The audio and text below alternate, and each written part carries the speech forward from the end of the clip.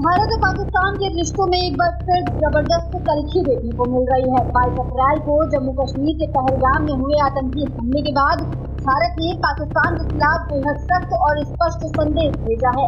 अब न सिर्फ शब्दों से बल्कि ठोस कार्रवाइयों से भारत सरकार ने पाकिस्तान से आने वाले हर प्रकार के सामान पर तत्काल प्रभाव से रोक लगा दी है। अब पाकिस्तान से कोई भी वस्तु, चाहे वो व्यापारिक हो या उपहार स्वरूप, भारत की सीमा में प्रवेश नहीं कर सकेगी।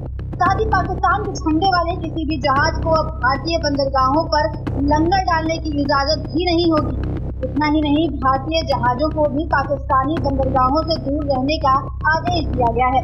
ये आदेश अलग अलग विभागों की ओर से जारी किए गए हैं।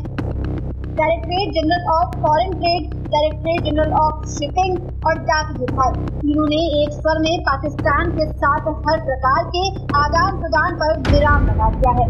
डाक और पार्सल जैसी बुनियादी सेवाएं भी अब रोक दी गई हैं। न कोई चिट्ठी, न कोई पैकेट, पाकिस्तान से भारत तक अब कोई डाक माध्यम सक्रिय नहीं रहेगा। ये फैसला सीधे तौर पर संचार मंत्रालय के तहत आने वाले डाक विभाग ने लिया है और इसका उद्देश्य बिल्कुल साफ है। आतंकवाद को समर्थन देने वालों से अब कोई संवाद नहीं होगा।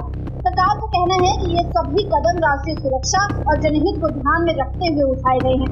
भारत अब केवल घरेलू स्तर पर ही नहीं, अंतर्राष्ट्रीय मंचों पर भी पाकिस्तान को अलग अलग करने की रणनीति पर काम कर रहा है।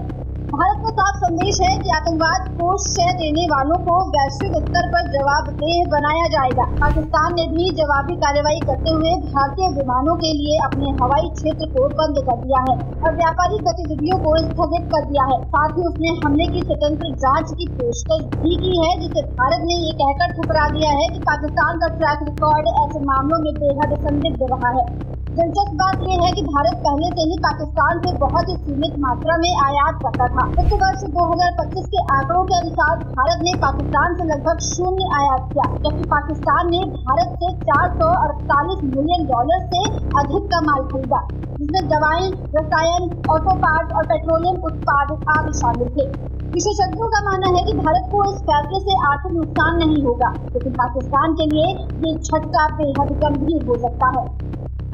रात पानी के लिए परेशान, सर में दर्द हो गया है। ये देखो मेरी हालत कमजोर हो गई। मैं अब बताओ मैं क्या करूं, कैसे इस मुल्क में रहे। ये बच्चा मेरा पोता, सोने के लिए पानी नहीं है।